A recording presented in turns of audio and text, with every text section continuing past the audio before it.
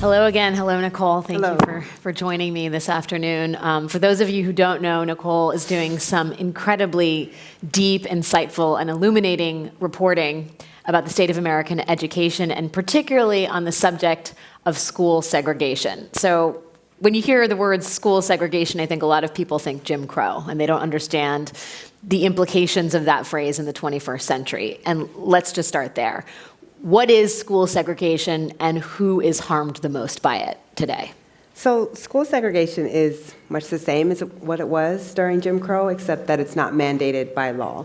And so what we mean when we say that schools are segregated today are that you have large numbers of particularly Black and Latino students who are in schools with no other racial groups, who are in schools where they are isolated both by race and today often by poverty.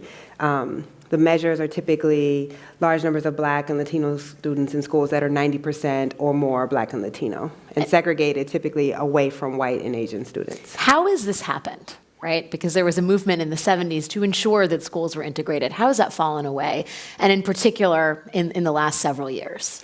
So it's happened in a couple of ways. In the South, after Brown v. Board, because the South was de jure segregated or segregated by law, we saw a great deal of desegregation. And in fact, the South for the last 40 or so years has been the most integrated part of the country for Black students. But what has happened is those court orders that were mandating that desegregation have been lifted, and as they've been lifted, school districts have done a variety of things to resegregate schools. Outside of the South, we've never seen wide-scale desegregation. So at Brown, places like Chicago, New York City, Boston were heavily segregated, but have never, Boston underwent desegregation, but most places outside of the North never really integrated. And so we've seen a sliding back in the South and just an entrenchment of segregation outside of the South. And this isn't an issue just because we want ourselves to be a nation where our schools are integrated and people, young children and middle school and high school children learn alongside folks who have different experiences, but because there are specific outcomes, right? I mean, to go to a school that is effectively a segregated school, there are real outcomes, there are real differentials here. Can you tell us a little bit more about what those are? Absolutely. What we know is that separate has not been equal for one day in this country, that we have never given the same resources to schools where there are large numbers of Black and Latino students. And what I mean by resources is the more heavily Black or Latino a school is, the less likely that school is to have qualified, experienced teachers, the less likely it is to teach a college prep curriculum. Its facilities tend to be worse. It has less technology. And this is across the board. It doesn't matter what region of the country you're in. It doesn't matter if you're in a majority Black or majority white school district. It doesn't matter if you're rural or urban. So what that tells us is our educational system was built on a racial caste, and we have not undone that. Well, and when you in your reporting, you talk about the housing system too. I mean, redlining has contributed to school segregation. And when you think about the sort of deep institutional roots at the core of this problem, I mean, is it going to be fixed in our lifetime? As we tackle, I mean, we are at least looking at the problem and articulating issues around it, but when it comes to institutional failure at this scale, I mean, how likely is it that we even can get our arms around the problem within a generation? I mean, it's not going to be fixed in a generation or probably 2 generations or 3. What we know is that outside of the South, segregation was accomplished in schools by segregation in housing largely, but not explicitly. The 2 aspects of the civil rights movement where we have made the least progress have been in housing and schools. And the reason why is that's the most intimate, right? This is where it's one thing to say, we're going to integrate a movie theater. If I don't want to be around Black folks, I don't go to the movie theater. It's another thing to allow people to live next to me and to allow someone's child to sit in the classroom. So we've made the least progress on that area because that is where even very progressive Americans, that's kind of their stopping point, where their values collide with reality. Yeah, and that's, I want to explore that a little bit, because when we talk about the South and we talk about segregation, those are not 2 unlikely bedfellows given the history. But this kind of school segregation is happening in progressive parts of the country. You are writing about a school around the corner from where my husband and I live, in Brooklyn, which is seen as sort of a bastion of home-pickling progressives. And not people that you think of as participating in school segregation. Right. How does that happen? I mean, first of all, we really need to disabuse ourselves of the notion that racism is in the purview of the South. It has never been. New York City was a slave state, or New York State was a slave state. The North owned and profited from slavery. The North also had de jure segregation, which was segregation by law. At the time that Brown v. Board was decided, Kenneth Clark, whose Dow test famously led to that ruling, was from New York and immediately gave a speech in New York saying that our segregation in New York City was just as bad or worse than in the South. So I think there's been long a lot of myth-making that the progressive North somehow has not had to grapple with the same racism, but it's not true. And people are always surprised that the most segregated cities, both residentially and for schools in the country, are in the Midwest and the Northeast. They are not in the South, and they haven't been in the South for 50 years. Fascinating. So, but talk a little bit about how this sort of segregation is both a function of institutions, but also personal preference, right? I mean, you sort of touched on that a little bit, but I want to read a quote from Gary Orfield, who's the co-director of the Civil Rights Project at UCLA. He said, "The residents who oppose rezoning for certain schools aren't racists. They aren't people who don't want to be with other races and other cultures," he said. "They just don't want to be in a ghetto. They don't want to be in a school where everybody's poor and their kid is the only white kid or the only Asian kid." Right. Respond to that if you can. I mean, one, I don't know what's in anyone's heart, whether they're racist or not, and I certainly think race is a motivator in a lot of these decisions.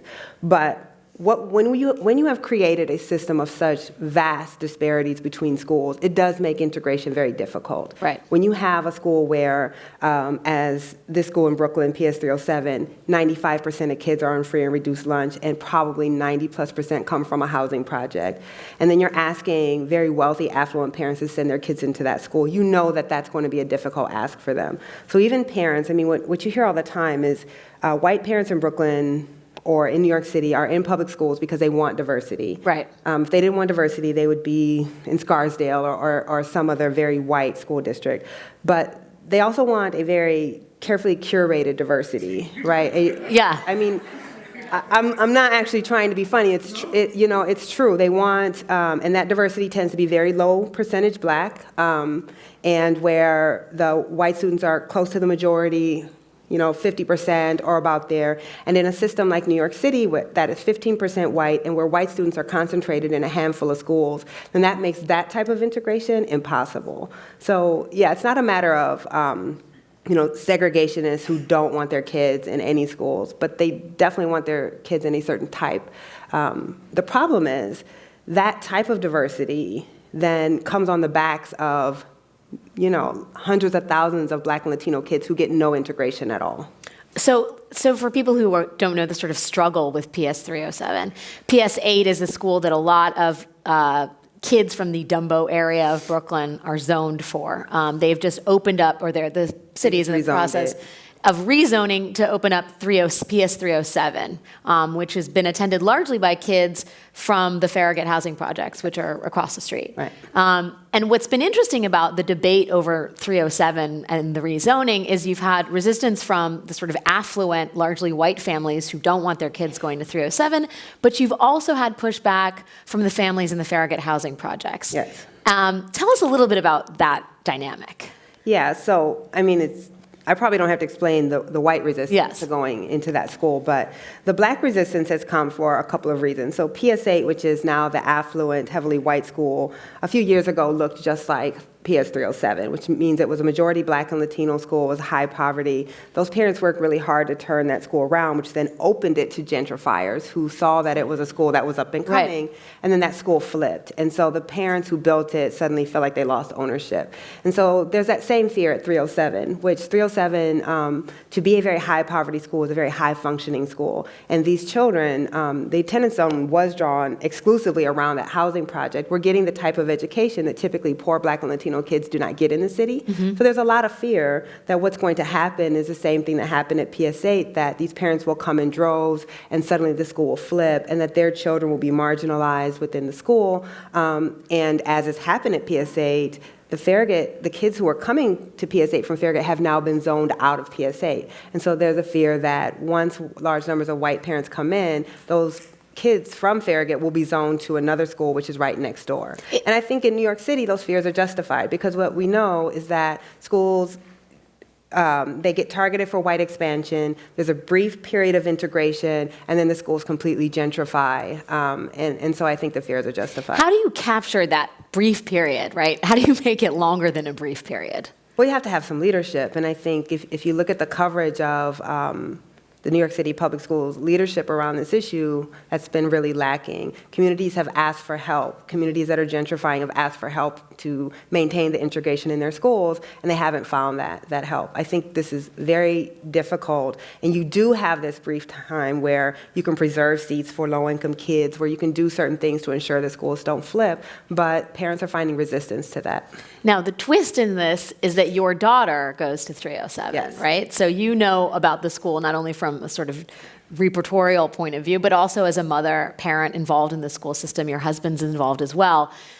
Can you tell us a little bit about the sort of decision to send her there? And, I mean, from a firsthand, frontline point of view, what you're doing to ensure that that moment that we just talked about lasts longer than just a year or two.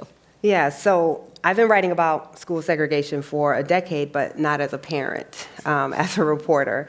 And when we moved to New York City, I now was going to be writing about school segregation in one of the most segregated school districts in the country and having to decide where to send my own child. I kind of always knew I was going to send her to the type of schools that I write about, that I believe that the systems of inequality, they are structural, but they are upheld by individual choices. And if all of us continue to abandon these schools, then there will never be equality. We can't just wait for someone else to fix them. So I won't say it was an easy decision. Yeah, I imagine that was my a husband fraught did decision. not agree with it at first. We had many conversations about it. No one knows, I won't say no one, but few people know better than I how these schools can harm kids, that these schools do not provide equal educational opportunities. But I also truly believe in the public and public schools, that it's not just about the advantage I can get for my child, but about trying to have a collective feeling of trying to help the community. So we chose to go into that school before we realized that it was going to be targeted for a rezoning, and then suddenly would be in the middle of an integration battle, which has been completely surreal. Yeah. Well, and also an incredible angle to report on, right? Yeah. I mean, last year when I did this piece for This American Life on Michael Brown School District, and there's a clip in there of these town hall meetings where parents in the white school district were speaking out about not wanting black kids to come into their school. And that piece comes out as I'm sitting in very similar meetings in Brooklyn where people are telling me, I heard your piece, it touched me, and I'm like, you sound a lot like the people in that piece. Do you think there's it any was very shame around surreal. that, though? I mean, are people unaware? I think people think, I think schools are hard, right? Like, this is your child. Yeah. It's extremely personal. There are a lot of fears, some of them unjustified, some of them justified. I mean, you look at the test scores of a school like 307, and I think it can be very hard to think about putting your child in that school. I don't think people related that how they were feeling was the same thing that was being said in these meetings. I think it's very hard for people to personalize, like, that's those people over there. Right. That's not how I feel. That's not why I don't want my child in that school. I don't want my child in that school because the test scores are bad, or I don't want my child to be the only middle class. I mean, a lot of this conversation has been about class. Do you think that's because it's a more euphemistic way of talking about race? Yeah, clearly. I mean, I think class is an issue. You know, it definitely is an issue, but I think we're much more comfortable with class because we believe you can overcome your class, right? You don't have to remain, but you can't overcome race, and race is kind of that taboo, and we're much more comfortable saying, though it's not better, I don't think my kids should be around poor kids. We're more comfortable saying that. Yeah, people don't like to think of themselves as part of the system. They like to think of themselves only as individuals, and that their choices are individual choices, but not, in total choices that will affect the system. That's right. So let me ask you one more question before we go quickly to the audience. the big sort of philosophical question, which I think you have interesting and unique perspective on, which is, the issue of what is the responsibility of education and schools in a civil society? I mean, if you look at today's anniversary of Brown v. Board of Education, and if you look at that ruling, the ruling doesn't talk about test scores. The ruling doesn't talk about an achievement gap. What the ruling talks about, as in this country, education is about building citizenship. It is about making people a part of this country. It is one of the most, the ruling says it's one of the most important functions of democracy, and it's true. And so when we think about that, schools are the only place now where people mix across racial lines, where people can mix across class lines. Otherwise, we're living our very separate lives. And if you really truly believe that this is one of the most important institutions of our democracy, then continuing to separate millions of children, to isolate them racially, to isolate them in terms of poverty, the very institutions that we believe are supposed to make us a more equal society are actually making us a less equal society. And I think that all of us should be gravely concerned about that. We have time for one or two questions in the audience, so it's very dark out. Oh, there we go. Okay, over here. Hi, my name is Corinne Deeds, and this is a personal question, not from my organization, but we talk a lot about the systemic forces that have created this racism or segregation in society, and I think there are a lot of people who have never heard of redlining or sadly, that don't even know that things like restrictive covenants have ever existed. How do you start from square one in these conversations? Tell us the history of American racism, Nikole. Well, that is a very good question. No, it's a good question. I mean, if you look at my Twitter bio, I say I cover race from 1619. 1619 is the year the first Africans were brought to this country as slaves, right? So that's my way of saying that to understand any of this, you have to go back to the beginning, that racism is foundational to our country. It permeates through every institution. And I'm writing a piece about this integration battle in Brooklyn that's coming out next month. And part of what I do with that is I go back to when that housing project first opened, and I go back to Brown v. Board, and I trace the history of housing segregation in New York City, and I trace the history of school segregation in New York City to make the point that when these two groups of parents are sitting in this auditorium together arguing over this school, that's because they're carrying with them a legacy, and that they both got to these places because of this history. And the white families who are able to buy into good neighborhoods with good schools are doing that largely. That wealth came from a history of discrimination that benefited white families and hurt black families who were not able to accumulate that wealth. And so we can't just look at where we are today and say, well, if they worked hard, they would have been able to buy into a good school too. It's important to connect that legacy. What we have to start is, one, we have to actually know this history. And I think that's part of the reason why it's so hard for people to have empathy across racial lines, is we don't understand this history and this legacy, and that it wasn't just a matter of if anyone worked hard, they could get the same things. You could have worked just as hard and not gotten the welfare that many white Americans got. And I think that we don't talk about that. Now, this is not a conversation you can have in like 5 minutes over, hors d'oeuvres at a house party. This is a conversation where, one, you have to be educated enough about it yourself to have the conversation, and you also then have to have enough time to really explain this history. It's very complicated, and it's just a history that I think our educational system does a disservice because we don't learn it. And given the dialogue around race and history in America, it's a particularly fraught conversation to be having at this time, yes. Especially this year. I think we have time for one more right here. Jimmy Kelly. I run a college access program here in DC. Prior to that, I was a teacher in St. Louis Public Schools. So I want to thank you for the work that you've done. Thank you for the work really you do. Illustrative. The question I have for you is, right now we have a secretary at the Department of Education who's talking about integration in schools. It's something that I feel like has not been in the public conversation for a long time. From your view, how do we create a new 21st century mandate for integration? Good question. I think that we have definitely seen a resurgence, more conversation, more serious conversation about this than we've had in the last 3 decades. John King at the Department of Education just introduced the first new grant funding for desegregation programs that we've had since the 1970s. realistic / pessimistic about these things, but that is a big deal. So I think what we have to do is have an honest conversation. What I tried to do with the This American Life piece was reframe this conversation, right? We've been talking about school reform and school reform movement for decades now with very little results.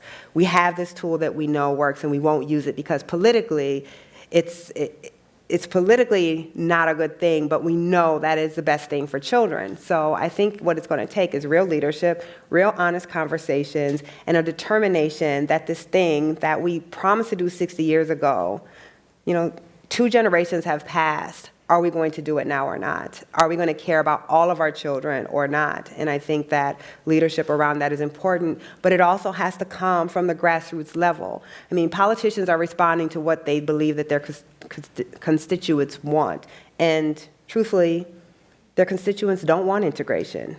So unless we're able to get our community to believe and value, I mean, this was really my choice to send my daughter in PS 307 is because I actually, and it sounds crazy when I say it because there's a lot of pressure around schools, I don't believe she deserves more than other kids. I really just don't believe that. And maybe I'll regret that decision one day, and maybe I wish I would have done more, but I think she doesn't deserve more. I think she deserves the same things that other kids get, and that my income doesn't mean she should get more in a public system. So until we really can shift that conversation and believe that, then I just think we're going to accept that our system is unequal and kids deserve and get less. Nikole Hannah-Jones, living by example, reporting for us all. Thank you so much. For better or for worse. For better or for worse. Thanks for Thank your you. time, Nikole. We're going to go out.